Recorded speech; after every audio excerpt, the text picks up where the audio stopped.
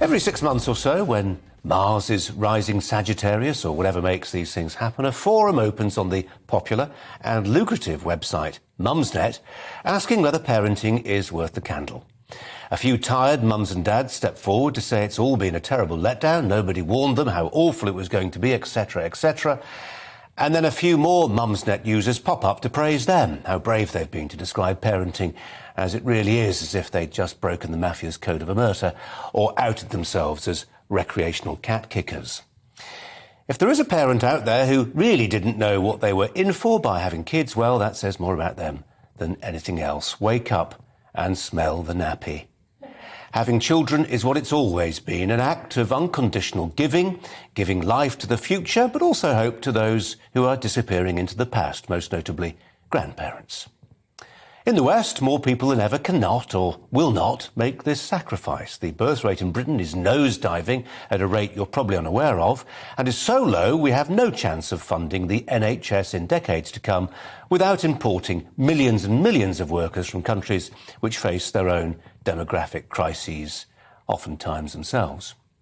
The most common family unit in the UK is now the only child. Actually, that's not quite true. The most rapidly growing family unit in the UK is the non-child family, formerly known as a couple.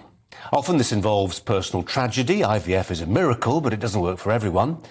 I've talked to my older daughters about this, about how the contraceptive effect of student debt and the prospect of lost career momentum pushes back the fertility window until sometimes it can't be jimmied open anymore. What to do about it?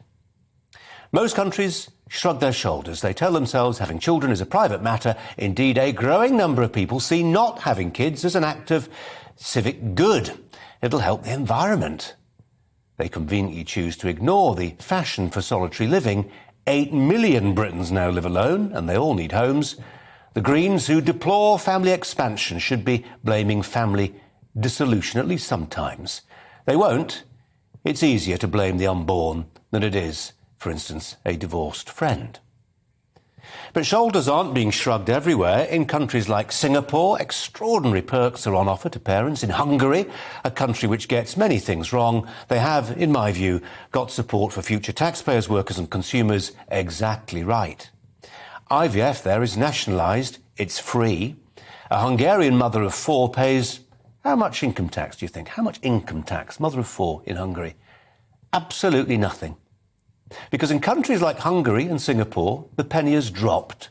They understand what those naive parents on Mumsnet somehow didn't divine until it was too late, that parenting is bloody hard work, tough yakka, frequently miserable.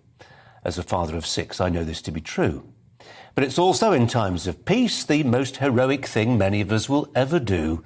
It provides moments of utter transcendence and the kind of joy that only self-sacrifice can bring.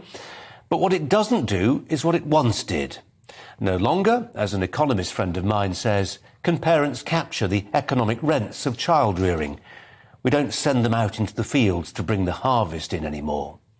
The financial traffic is now all one way. We pay for them as if they were a lifestyle choice, which for many of us is exactly what they've become. Countries which increasingly offer incentives to parents, the process in the jargon is known as pronatalism, have cottoned on to this. They've realised that for many of us, parenting requires a bribe. I hope it works. There are early signs that in Hungary it has. But I also wish we could see kids as more than numbers on a nation's balance sheet, more even than instruments of a childless adult's personal development. I wish we could see the good children do to other children. There's lots of talk about the cost of living crisis right now. There is no talk in a country which, I repeat, now has more only children than any other type of family unit, about a different kind of deprivation. The children who are denied, out of choice or circumstance, a brother or a sister. I have a name for it: sibling poverty.